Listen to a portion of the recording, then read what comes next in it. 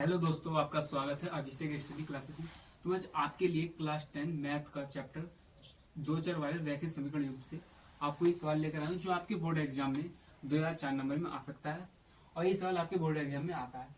तो सवाल कह रहा है अनुपातों a1/a2, b1/b2 और c1/c2 की तुलना कर ज्ञात कीजिए कि रेखाएं समांतर है, समांतरित तथा प्रतिच्छेदी।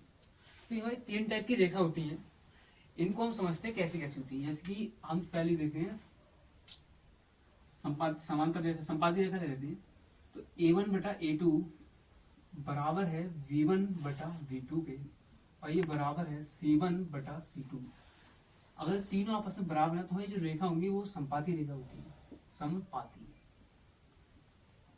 संपाती रेखा कैसी होती है? संपाती यानी कि अगर हम एक रेखा के ऊपर दूसरी रेखा चढ़े, जैसे एक रेखा ये है तो जस्ट इसी के ऊपर एक रेखा ऐसी है, तो ये हमारी संपाती रेखा होती है। इसमें तीनों हमारा जो a1/a2, b1/b2 और c1/c2 तीनों आपस में बराबर होती है। संपाती रेखाओं में आती है हमारी समांतर रेखा।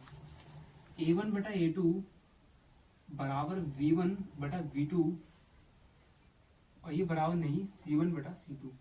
तो हमारी जो रेखा होंगी वो समांतर रेखा होती है। कैसी? समांतर रेखा। समांतर रेखा कैसी होती है? जैसे एक रेखा ये आ रही है तो जस्ट इसी के नीचे एक रेखा ऐसी आ रही है, समांतर रेखा।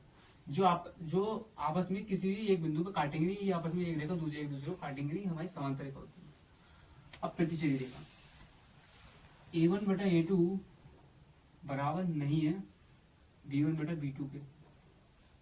तो इस टाइप की जो हमारी रेखा होती है वो प्रतिच्छेदी रेखा होती है।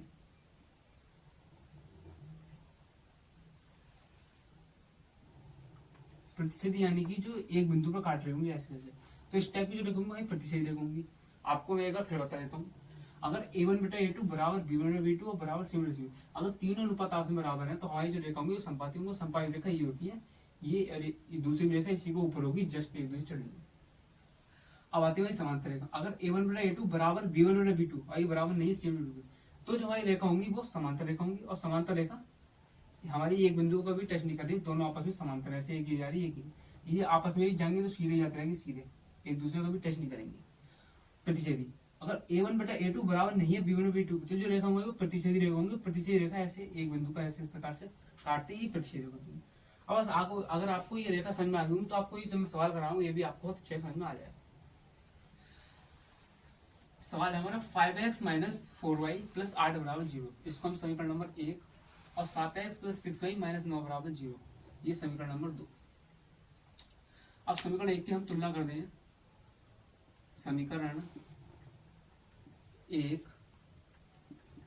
की तुलना करने पर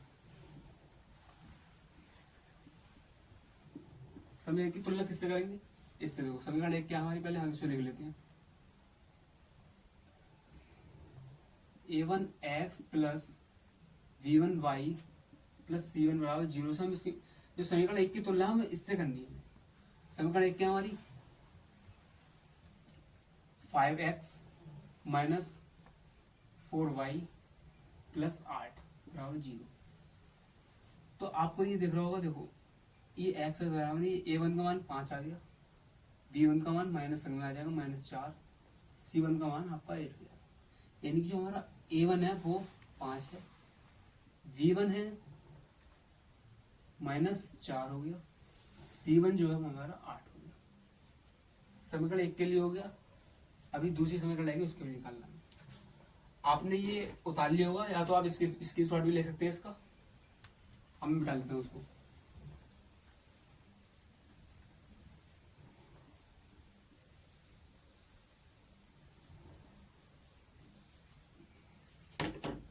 समीकरण 2, तो a2x + b2y + c2 = 0।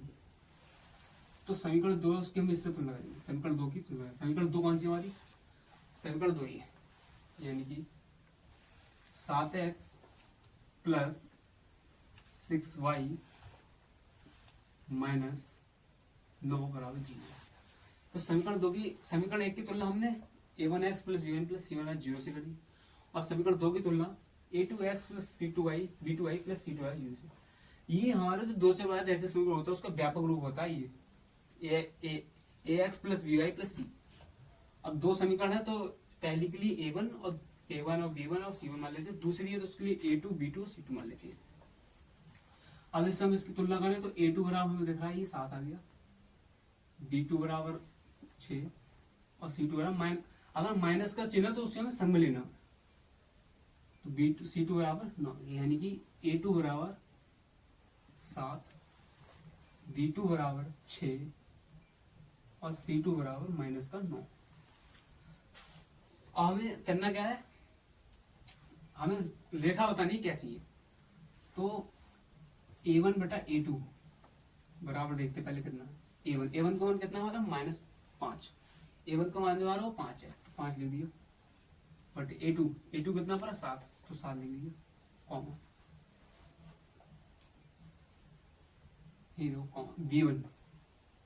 v1 बटा v2 का मान निकालते हैं हम। तो v1 का मान हमारा -4 है तो -4, v2 का मान 6 तो 6 कर दिया। अब C1 बटा में C2, C1 8, C2 9, माइनस का 9 है तो -9।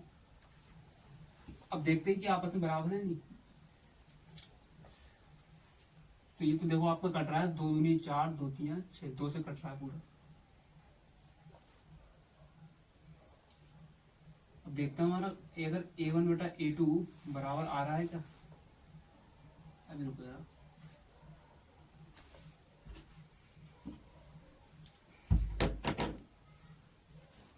जो हमारा 5/7 है, एक सेकंड आपको ऐसा अच्छा समझ में आएगा। a1 बटा a2 बराबर b1 बटा b2 बराबर c1 बटा c2। आपने ये नोट कर लिया होगा, मैं इधर मिटा देता हूँ, इधर कर देता हूँ सवाल को आपके लिए।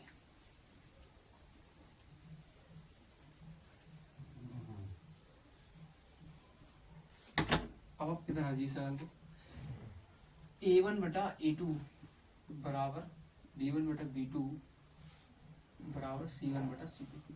अब इन सबके a1 बटा a2 का मान कितना, तो a1 बटा a2 हमारे पास है 5/7 तो 5/7 लिख लिया, बराबर b1 बटा b2 हमारे पास 2/3, ये 4 से हमने 6 दोनों भाग हो रहे थे, 2 से तो काट दिया, माइनस अंग में माइनस का 2/3 बराबर C1 बटा C2। C1 का मान हमारा 8 और C2 का मान -2, यानी कि 8/-2। अब जो हमारा 5/7 है क्या वो -2/3 के बराबर हो सकता है, आप बताइए। फिर कभी ऐसा होगा कि माइनस वो 5/7 बराबर है -2/3 के, नहीं, तो यार बराबर नहीं है। और ये कंडीशन हमारी कौन सी रेखा की थी, इसमें जे किसका मान हमारा, यानी कि a1 बटा a2 बराबर नहीं है b1 बटा b2 के, यानी आपस में बराबर नहीं है।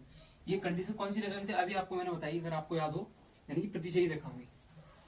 मैंने कहा था भी, बताया था कि a1 बटा a2 बराबर नहीं है b1 बटा b2 के, तो ये कंडीशन थी हमारी, वो थी हमारी प्रतिच्छेदी रेखा होगी।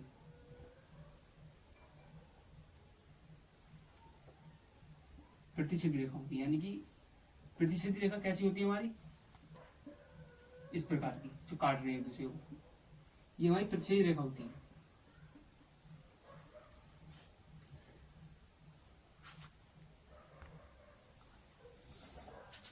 तो आपको इस सवाल में यही याद करना था कि हमारी जो रेखा है वो कैसी है, मतलब समांतर है या संपाती कैसी है।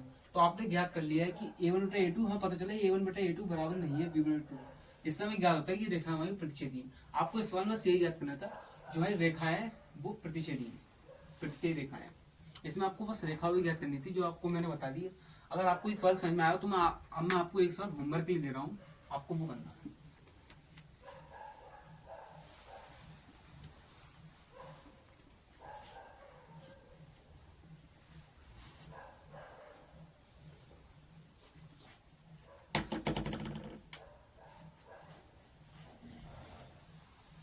ये आपका दूसरा सवाल नंबर 6x - 3y + 10 बराबर 0, 2x - y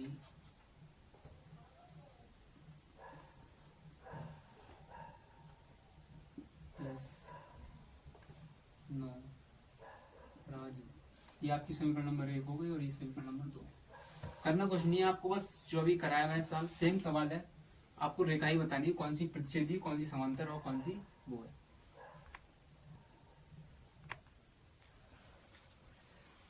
तो आपको मैंने जो होमवर्क में सवाल दिया है सेम वैसा ही है, एक बार आपको और रिकॉल करा देता हूँ, वही करना। अगर हम रेखा ही बतानी है इसमें, एक चीज और बता दो, अगर a1/a2 बराबर b1/b2 और ये बराबर है c1/c2, तो रेखाएं तो हमारी संपाती होंगी, और संपाती होंगी तो हमें हल भी मिलते हैं, और हमें अनंत हल मिलते हैं, यानी कि इसमें जो हमारा युग्म होगा वो संगत होगा।